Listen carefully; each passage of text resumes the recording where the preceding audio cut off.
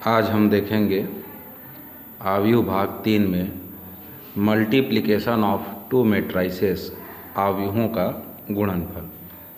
सबसे पहले दो आव्यूहों के गुणनफल के लिए नियम क्या संभव है वो देखते हैं। माना एक आव्यूह m है, a है, m इंटू n इसका क्रम। एक आव्यूह b है, दूसरे का क्रम सपोज n इंटू पी है। तब हम a और b का गुणा करेंगे तो जो नया आव्यूह मिलेगा उसका क्रम होगा m गुणित p। तो यहाँ पर ध्यान देने योग्य बात यह है कि दो आव्यूहों का गुणनफल तभी संभव है, दो आव्यूहों का गुणनफल तभी संभव है जब आव्यूह A में स्तंभों की संख्या बराबर हो आव्यूह B में पंक्तियों की संख्या। अगर ऐसा ना हो तो गुणा संभव नहीं है। जैसे यहाँ पर देखें तो आव्यूह A में स्तंभों की संख्या n है, तो आव्यूह B में पंक्तियों की संख्या n है, तभी गुणा संभव हो सकता है, अदरवाइज गुणा नहीं कर पाएंगे। और जो गुणनफल मिलता है उस गुणनफल का क्रम क्या होगा, गुणनफल में जो प्राप्त आव्यूह हुआ है उसका क्रम क्या होगा।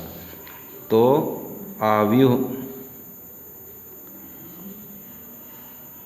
A की पंक्ति गुणित आव्यूह B का स्तंभ। इस क्रम पर देखा जाए तो हम देखेंगे यहाँ पर एक आव्यूह लिया हमने जिसका क्रम था n गुणित p, मल्टीप्लाई किया सेकेंड आव्यूह n इंटू p, तो जो रिजल्ट मिला आव्यूह, तो यहाँ पर जो स्तंभों की संख्या है A में वो B में पंक्तियों की संख्या के इक्वल है। तो जो अपने को रिजल्ट मिला A और B का गुणा करने से उस नए आव्यूह का क्रम क्या होगा, तो आव्यूह A में पंक्तियों की संख्या m गुणित आव्यूह B में स्तंभों की संख्या p। अगर ये इक्वल ना हो, पहले आव्यूह में स्तंभों की संख्या गुणा दूसरे आव्यूह में पंक्तियों की संख्या यदि बराबर ना हो तो गुणा संभव नहीं होगा। गुणा में इसीलिए क्रम विनिमय नियम का पालन, क्रम विनिमय नियम का पालन, AB is not equal to BA हो भी सकता है, नहीं भी हो सकता है। बराबर होने के लिए कंडीशनल रहेगा और हर स्थिति में बराबर हो ऐसा जरूरी भी नहीं है। अपन एक उदाहरण लेते हैं और गुणा को समझते हैं करना कैसे है। तो क्वेश्चन नंबर 1, एक आव्यूह ले लेते हैं A 2 4 3 2 और एक आव्यूह लेते हैं B 1 3 2 5। तो यहाँ पर आव्यूह A का क्रम क्या है, 2 गुणा 2, और आव्यूह B का क्रम क्या है, 2 गुणा 2। तो A गुणा B भी यहाँ पॉसिबल है और B गुणा A भी। हम A गुणा B करते हैं तो ये हुआ 2 4 3 2 1 3 2 5। तो जब हम इसका गुणा करेंगे तो जो रिजल्ट मिलेगा वो रिजल्ट होगा A गुणा B बराबर, तो चूँकि इसका क्रम 2 गुणित 2 है और आव्यूह B का भी क्रम 2 गुणित 2 है, तो इसमें स्तंभों की संख्या इसमें पंक्तियों की संख्या के बराबर है।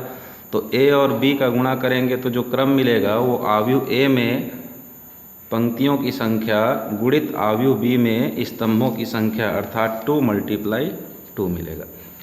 तो जो मिल रहा है ए गुणा बी में 2 गुणित 2, इसका मतलब हुआ इसके अंदर 4 अवयव होंगे, C11, C12, C21, C22। इन चारों को बारी बारी से निकालना कैसे है, तो इस बात को बड़े ध्यान से समझेंगे। पहला C11, C11 का मतलब होता है आव्यूह ए की प्रथम पंक्ति जो कि 2, 4 है। दूसरे 1 का मतलब हुआ आव्यूह बी का प्रथम स्तंभ जो कि 1, 2 है। अब इसका गुणा इसके साथ करना है, इसका गुणा इसके साथ। 2 गुणित 1 4 गुणित 2, तो 4 दूनी 8 और 2 10 आ जाएगा। फिर जैसे निकालना है C12, C1 का मतलब हुआ आव्यूह ए की प्रथम पंक्ति जो कि 2, 4 है। 2 का मीनिंग हो जाएगा आव्यूह बी का दूसरा स्तंभ जो कि यहाँ पर 3, 5 है। फिर 2 का गुणा 3 से और 4 का गुणा 5 से, तो 5 चौक 20 और 3 दूनी 6, तो आ जाएगा 26। फिर निकालते हैं C21, तो 21 मतलब पहले आव्यूह की दूसरी पंक्ति जो कि हमारे प्रश्न में कितना है 3, 2, और दूसरे आव्यूह का प्रथम स्तंभ है 1, 2, तो ये हो जाएगा 3 गुणित 1 धन 2 गुणित 2, तो 2 दूनी 4 और 3 एकम 3, 4 3 हो जाएगा 7। फिर निकालेंगे C22, आव्यूह ए का दूसरा पंक्ति जो कि कितना है 3, 2, और दूसरा स्तंभ आव्यूह बी का जो कि है 3, 5, तो यहाँ हो जाएगा 3 गुणित 3 धन 2 गुणित 5, 5 दूनी 10, 3 तिया 9, बराबर आ गए 19। इसलिए जो आव्यूह मिला ए गुणित बी उसका हो जाएगा C11, C12, C21, C22। क्रम क्या मिला 2 गुणित 2, तो C11 क्या प्राप्त किए थे 10, C12 क्या प्राप्त किए थे 26, तो 10, 26। C21 मिला था 7 और C22 मिला है 19, तो 7 और 19। इस प्रकार से इसका 2 गुणित 2 ये हमारा गुणा हुआ, आंसर बन गया। ठीक, एक और उदाहरण देखते हैं।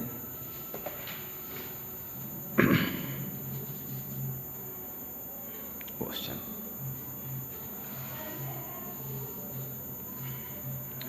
एक आव्यूह लेते हैं ए, 3 -1 3 -1 0 2।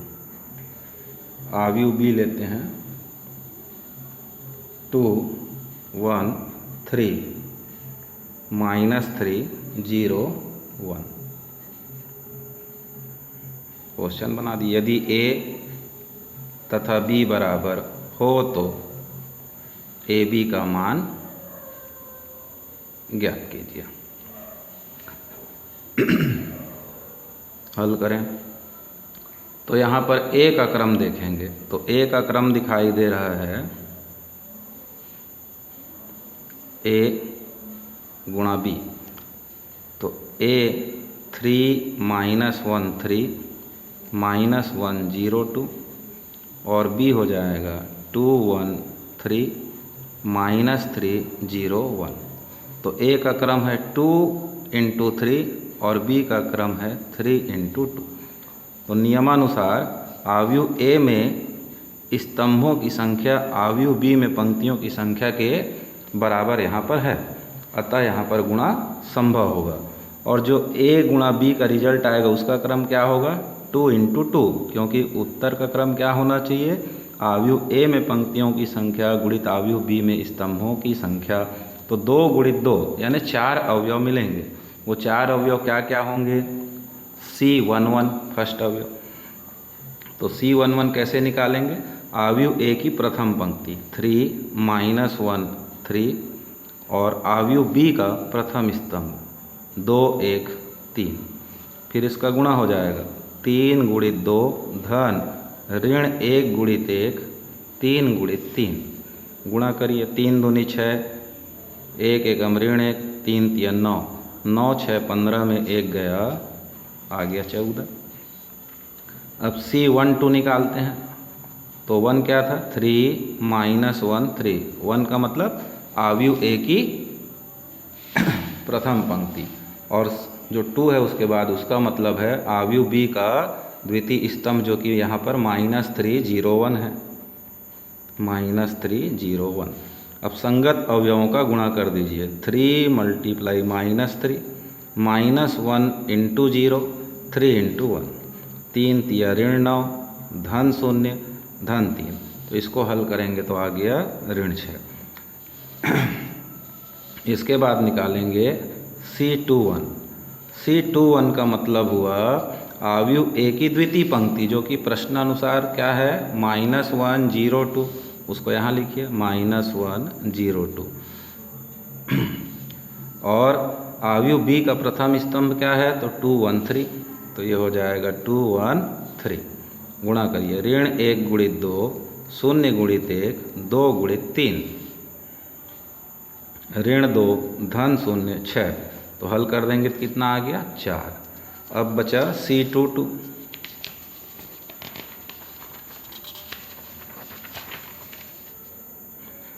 तो C22 का मतलब हुआ अवयव ए का द्वितीय पंक्ति और अवयव बी का द्वितीय स्तंभ।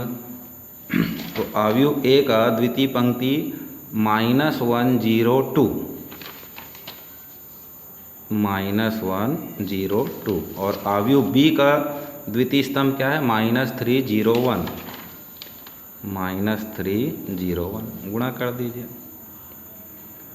-1 इंटू -3 0 इंटू 0 2 इंटू 1, तो ये हुआ +3 0 +2 = 5 आया। तो जो A × B का क्रम क्या मिला था हमको 2 × 2, तो इसके अंदर 4 अवयव कैसे होंगे, 2 पंक्ति होगा। तो C11 C12 C21 C22 चारों अवयव क्रम से निकाल चुके हैं। C22 अपन देखें यहाँ कितना निकला 5, C11 निकाले हैं 14, C12 निकाले हैं ऋण 6 14 ऋण 6, और C21 हमने प्राप्त किया था 4, तो ये हुआ 2 × 2। इस प्रकार से इसका आंसर प्राप्त होता है। तो हम इसको जब तक अच्छा अभ्यास ना हो जाए इसी विधि से धीरे धीरे बनाते रहें, C11 C12 ऐसा करके। एक और छोटा सा उदाहरण अपन लेते हैं। एक अवयव है A, इसका क्रम है 1 2 3। इस अवयव का क्रम हुआ 3 × 1। एक अवयव B लेते हैं 2 3 4, इसका क्रम हुआ 1 इंटू 3। तो देखेंगे अवयव A का गुणा B से संभव है यहाँ, और B गुणा A भी संभव है। B गुणा A करेंगे तो 1 इंटू 3 3 इंटू 1 है तो भी गुणा होगा, और A गुणा B करेंगे तो भी होगा, क्योंकि 3 × 1 और इसका क्रम है 1 × 3। तो अवयव A में स्तंभों की संख्या अवयव B में पंक्तियों की संख्या के बराबर है, इसलिए गुणा संभव है। अब जो क्रम मिलेगा वो क्या होगा 3 × 3। किसका क्रम, जो उत्तर आएगा A × B उसका क्रम। तो यहाँ पर गुणा करते हैं A × B, तो 1 2 3 गुणा 2 3 4। अब इसको थोड़ा शार्ट में देखेंगे इस सवाल को, A × B। तो जो हमारा आंसर आने वाला है वो 3 × 3 का होगा, क्योंकि यहाँ पर इसका क्रम क्या है 3 × 1।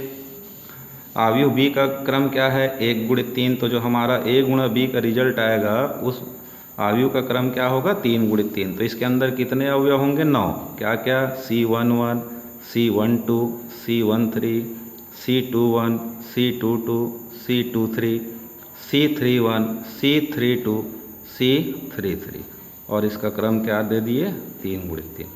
तो चूंकि एक सवाल बहुत सरल है इसलिए इसको आसानी से यहीं पर देखते हैं। C11, तो प्रथम अवयव A का प्रथम पंक्ति क्या है 1, और इसका प्रथम स्तंभ क्या है 2, तो सीधा हो जाएगा 1 × 2, जो भी मिलेगा उसका आंसर हो गया। फिर C12, तो अवयव A की पहली पंक्ति क्या है 1, और अवयव B का दूसरा स्तंभ क्या है 3, तो हो जाएगा 1 × 3। C13 निकालना है, तो अवयव A का प्रथम पंक्ति 1 और दूसरे अवयव का तीसरा स्तंभ है क्या 4, तो हो जाएगा 1 × 4। अब आते हैं C21 में। तो पहले अवयव का द्वितीय पंक्ति क्या है 2 और अवयव बी का प्रथम स्तंभ क्या है 2, तो 2 गुणित 2। फिर C22, तो पहले अवयव में द्वितीय पंक्ति का अवयव क्या है 2 और दूसरे अवयव में द्वितीय स्तंभ का अवयव क्या है 3, तो यहाँ हो जाएगा 2 गुणित 3।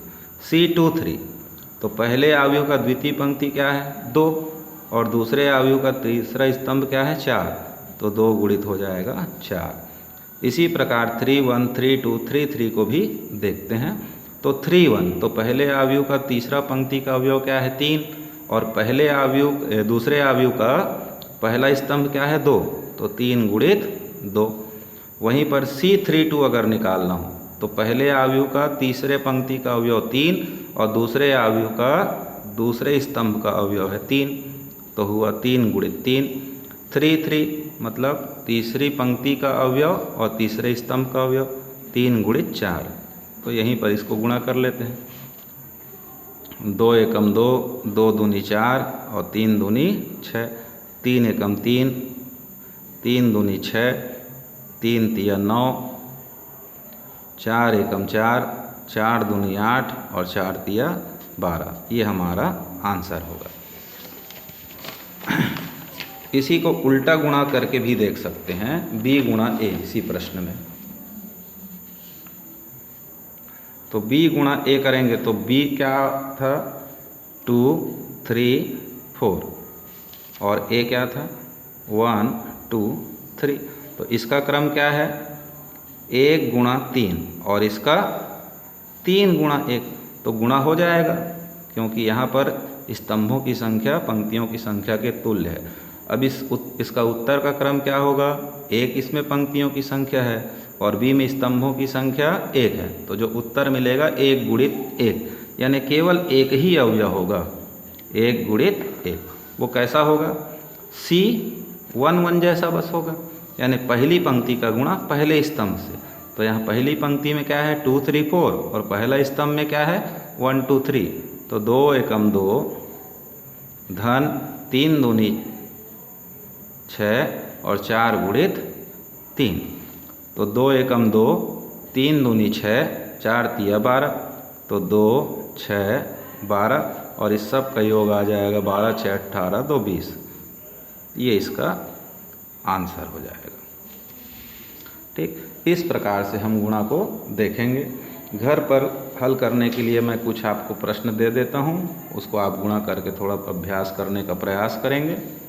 ये यदि a बराबर अवयव 2, 5, 0, 0 तथा b बराबर 5, ऋण 2, 0, 0 हो तो a गुणा b का मान ज्ञात कीजिए। दूसरे प्रश्न में 2 प्रश्न दिए गए हैं a और b। अवयवों का गुणनफल कीजिए, नोट कर लीजिए। और इन दोनों प्रश्नों के लिए आपको हल करने के उपरांत आंसर देखना हो तो यहाँ नीचे इसका आंसर दिया हुआ है।